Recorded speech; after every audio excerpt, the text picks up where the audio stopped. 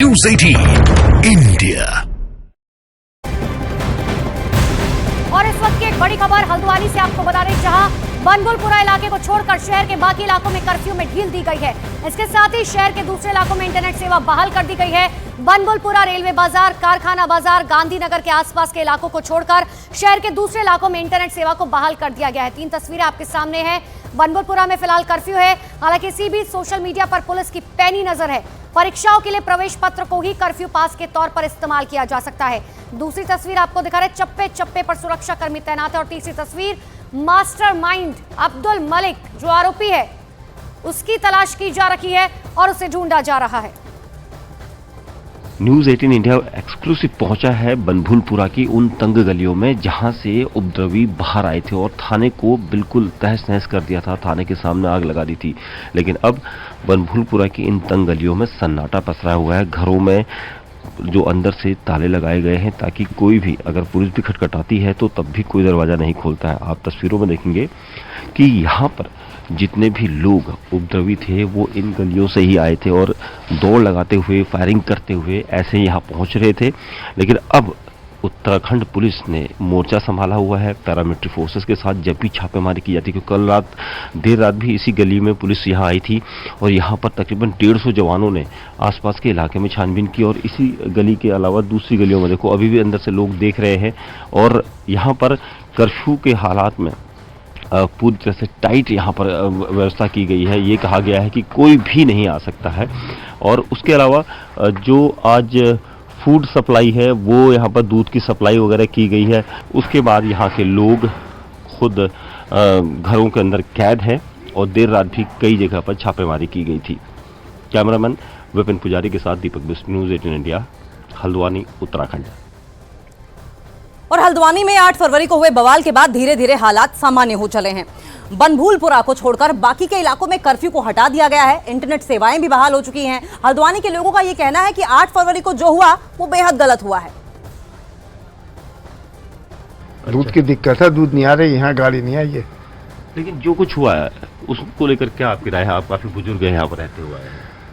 क्या करा जा सकता साहब, ये तो प्रशासन की बात है। प्रशासन क्या कर रहा है? लेकिन जो लोगों ने किया, जो बनभूलपुरा, देखिए हुआ तो गलत है, हुआ तो गलत ही है। जो भी कुछ हुआ इतने पैमाने पे, इतने बड़े पैमाने पे नहीं होना चाहिए था। आप तो काफी समय से यहाँ रहते हो, 40-45 साल से यहीं के हैं। तो ये लोग, जो लोग थे, कहाँ से आए थे? क्या बाहर के लोगों ने, क्या मानते हैं आप, या कि यहीं के स्थानीय लोगों ने किया? नहीं, बाहर के क्यों आएंगे, यहीं के लोगों ने किया। यहीं के होंगे सब। देखिए गम और गुस्सा था बस। गम और गुस्सा क्यों था? प्रशासन द्वारा अलग अलग तरीकों से लोगों की जमीनें, वो सरकारी जमीन ही थी। हाँ, तो अवैध कब्जा था, उसको अवैध कब्जा था। हाँ। बस उसका था और कोई ऐसी बात नहीं थी, कोई बहुत बड़ी बात नहीं थी ये जी। बहरहाल अब ये तो प्रशासन जाने कि वो क्या कर रहा था। कई जिस तरह से तोड़फोड़ की गई स्थानीय लोगों के द्वारा, ये तो गलत ही है। तोड़फोड़ है या पत्थरबाजी है, ये तो गलत है। पुलिस अपना काम कर रही थी, उसे कर देना चाहिए था। पुलिस का कहना था कि अवैध कब्जे को हटाने के लिए उन्हें सही कानून व्यवस्था को काबू करना था। लेकिन सही है, यही बात थी, यही बात थी। लेकिन जो लोगों ने किया वो गलत किया, गलत है। कैमरामैन विपिन पुजारी के साथ दीपक बिस्ट, न्यूज 18 इंडिया, हल्द्वानी, उत्तराखंड। तो बनभूलपुरा में बवाल के मास्टरमाइंड अब्दुल मलिक की तलाश की जा रही है। अब्दुल मलिक पर इलाके में अवैध कब्जे का आरोप है। हालांकि लोगों का कहना है कि जब अब्दुल मलिक ने कब्जा किया और जमीन पर प्लाटिंग की गई, तब प्रशासन कहां था? 7 रुपए के स्टाम्प पे जमीन बेची जा रही थी। तो आप बताइएगा, आप वो जो स्टाम्प पे मोहर लग रही, तो वो भी तहसील से तो लग रही है। उस टाइम अधिकारी उस बात को नहीं देख रहे हैं कि ये जमीन बिक रही है यहाँ पर। आज इतना कुछ हो गया तो वो कोई कह रहा है कि 50 रुपए के स्टाम्प पे जमीन बेची जा रही है। अब्दुल मलिक ने वो स्टाम्प में बेची है, बेची तो वो सरकारी मोहर लगते तो वहाँ भी तो उनके पास इसकी वो रिपोर्ट नहीं होगी। तो इनका अपना है, क्योंकि बगीचा तो मलिक साहब का था, ठीक है नहीं, बगीचा तो मलिक साहब का है। वहाँ तो लोगों को बसाया गया है, वहाँ पर जो भी रखा गया है उन्होंने खरीदना शुरू करी जमीनें। उनको खरीदनी नहीं थी। पहली बात तो लीज की जमीनें बिकती नहीं है, बाद में तोड़ते हैं, कुछ करते, जो भी होता है उसमें फैसला। लेकिन फिलहाल तो रोक देते ताकि वो जो है कम से कम इतनी वो तो नहीं होती। अब प्रशासन अपनी कार्रवाई अपने करे, ये कार्रवाई तो होनी चाहिए, ये गलत है, ये करना नहीं चाहिए था। ये और उत्तर प्रदेश के सीएम योगी आदित्यनाथ ने आज यूपी के विधायकों के साथ अयोध्या के राम मंदिर में दर्शन किए। यूपी के तमाम मंत्री और विधायक बस के जरिए लखनऊ से अयोध्या पहुंचे और फिर उन्होंने सीएम योगी आदित्यनाथ के साथ रामलला के दर्शन किए। ये 3 तस्वीरें आपकी टीवी स्क्रीन पर आप देख रहे हैं। अयोध्या पहुंचे मुख्यमंत्री योगी आदित्यनाथ, ये उस वक्त की तस्वीरें हैं जब वो मंदिर प्रांगण में थे।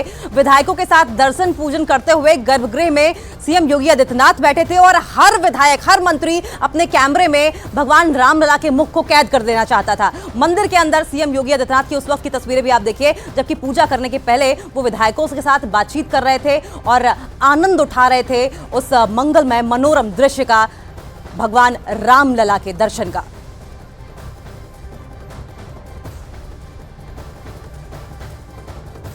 आज उत्तर प्रदेश की विधानसभा और विधान परिषद के सभी सदस्य, जिनके ऊपर सदन में सदस्य के रूप में उत्तरदायित्व है वह भी, और जिनके ऊपर सरकार में किसी जिम्मेदारी में रह करके वह भी आज भगवान के भक्त के रूप में भगवान श्री रामलला के चरणों में प्रणाम करने के लिए आए हैं। भगवान श्री रामलला सबके मनोरथ पूरी करें, सब मनोकामना पूरी करें और तीसरी बार 400 पार के साथ प्रचंड बहुमत की मोदी सरकार देश में बने और 2027 में फिर एक बार 300 पार, 2047 तक विकसित भारत बने, भारत दुनिया का नेतृत्व करने वाला बने, भारत गरीबी से मुक्त बने,